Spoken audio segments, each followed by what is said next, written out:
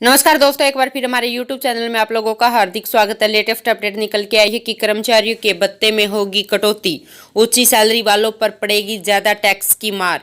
तो समझिए कैसे। तो दोस्तों हम आपको सब डिटेल में बताएंगे। अगर आप हमारे चैनल पर फर्स्ट टाइम विजिट कर रहे हैं तो चैनल को लाइक कर दीजिए, सब्सक्राइब कर दीजिए, साथ ही साथ वाला आइकन को भी बजा दीजिए ताकि गवर्नमेंट या पेंशन से संबंधित जितनी भी न्यूज आती है उनकी नोटिफिकेशन आप लोगों के पास तुरंत पहुंच के। तो करते हैं वीडियो को स्टार्ट बिना किसी देरी के।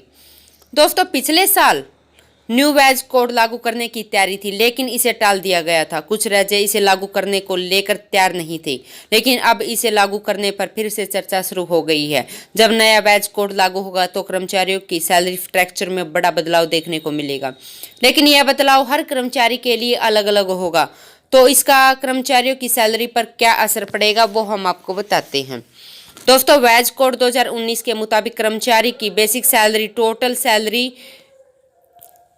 का 50% होनी चाहिए थी, जिसमें कम नहीं हो सकती। अभी ज्यादातर कंपनियां कर्मचारियों की बेसिक सैलरी कम रखती है और भत्तों की संख्या बढ़ाती है, लेकिन जैसे ही नया वेज कोड लागू होगा तो मौजूदा सिस्टम बिल्कुल बदल जाएगा। कंपनियों को कर्मचारियों की बेसिक सैलरी CTC का 50% या उससे ज्यादा रखनी होगी।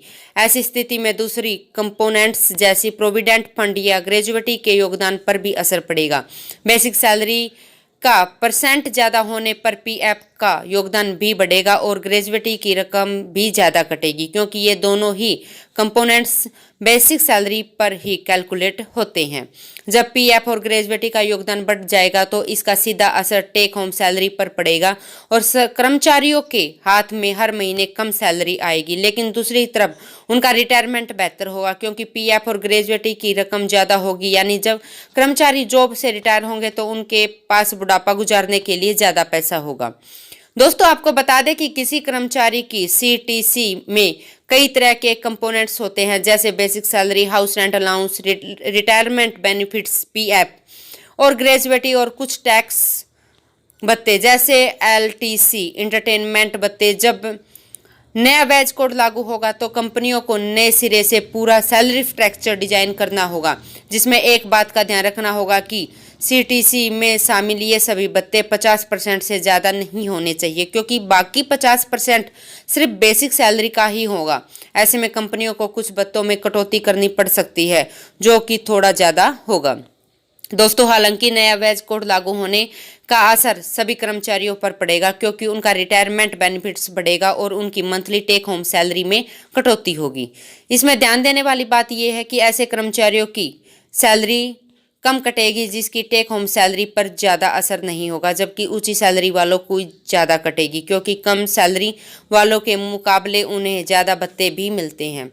कंपनियां ऊंची सैलरी वालों के भत्तों में कटौती करेगी ताकि 50% की लिमिट में समेटा जा सके, और ऊंची सैलरी वालों का PF ज़्यादा भी होता है तो ग्रेजुएटी भी ज़्यादा कटेगी। इसके चलते उनकी टेक होम सैलरी काफ़ी कम हो जाएगी। कंपनियां बेसिक पे कंपोनेंट्स के मुकाबले भत्तों का कंपोनेंट्स ज़्यादा इसलिए रखते ताकि कर्मचारियों का टैक्स बच सके, लेकिन अब ऐसा नहीं हो पाएगा। पहले जहां कुल CTC में बेसिक पे का हिस्सा 50 से 40% होता था, अब 50% से कम नहीं होगा।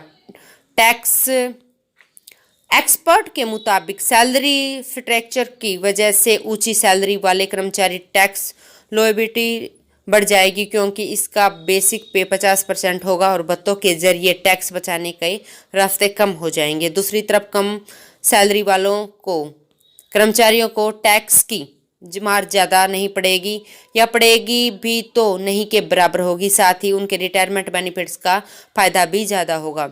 इसलिए ऐसा लग रहा है कि नए वेज कोड और मिडल इनकम क्लास के कर्मचारियों के लिए ज़्यादा परेशानी का सबक नहीं होगा, लेकिन ऊंची कमाई वालों पर इसका ज़्यादा असर पड़ेगा।